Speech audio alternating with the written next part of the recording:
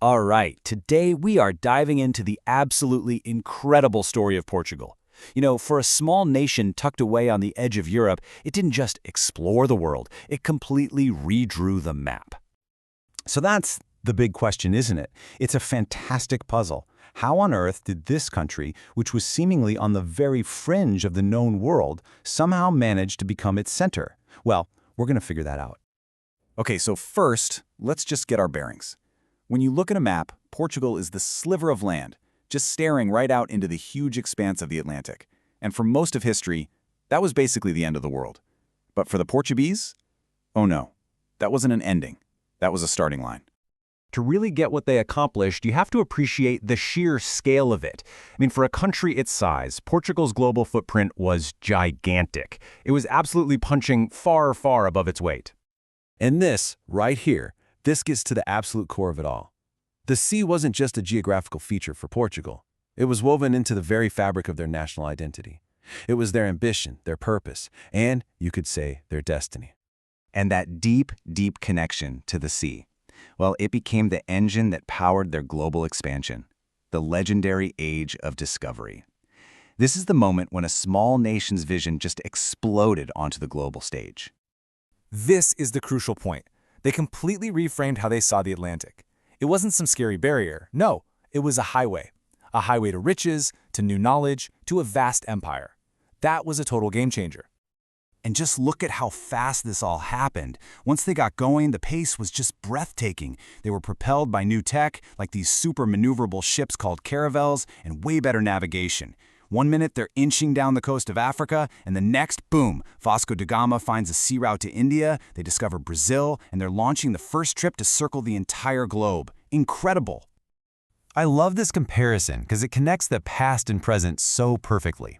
On the one hand, you have the humble wooden ships that bravely sailed into completely uncharted waters. And on the other, this massive, grand monument in Lisbon that celebrates them today. It's history and memory standing side by side. And what's so important to remember is that this wasn't just the work of a few superstar captains. No way. This was a massive national project. It took everyone, from the royals who funded the whole thing, to the map makers and shipbuilders who made it all possible. So, all of this discovery, this trade, this incredible new wealth, what did it actually create back home? Well, it kicked off a golden age, leaving behind a legacy written not just in history books, but literally carved in stone. The money flooding in from the spice trade was just immense. It shattered old monopolies and brought all these rare goods to Europe. And all that wealth funded this brand new, totally unique style of Portuguese architecture. What you're looking at here is probably the best example, the Jerónimos Monastery. It's the age of discovery made real, a monument built with the profits of an empire.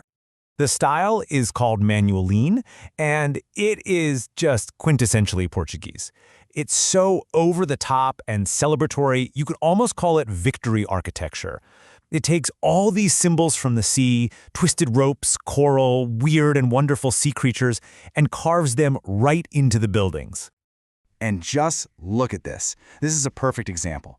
Getting close on the details here. See those columns? They're not just columns. They're carved to look exactly like the thick, twisted ropes from a ship. The story of their adventures at sea is literally holding the building up. How cool is that?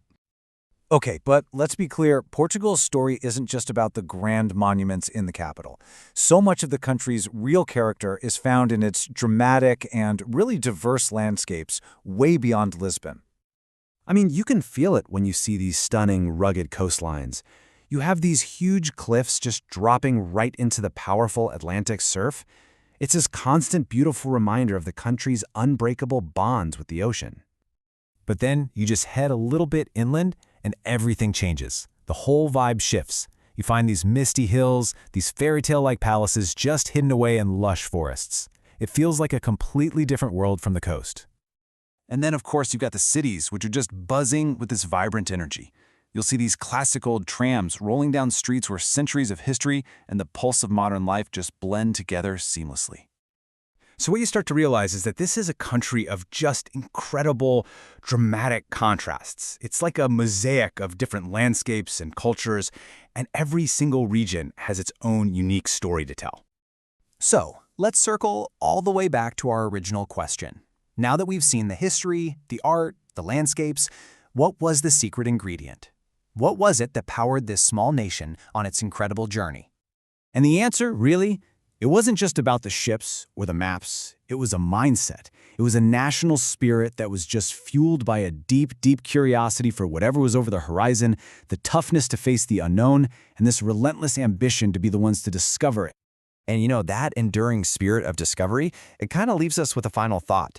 The story of Portugal is such a powerful reminder of what's possible when we just dare to look beyond the edges of our own maps. It really makes you wonder, what's out there waiting for you to discover?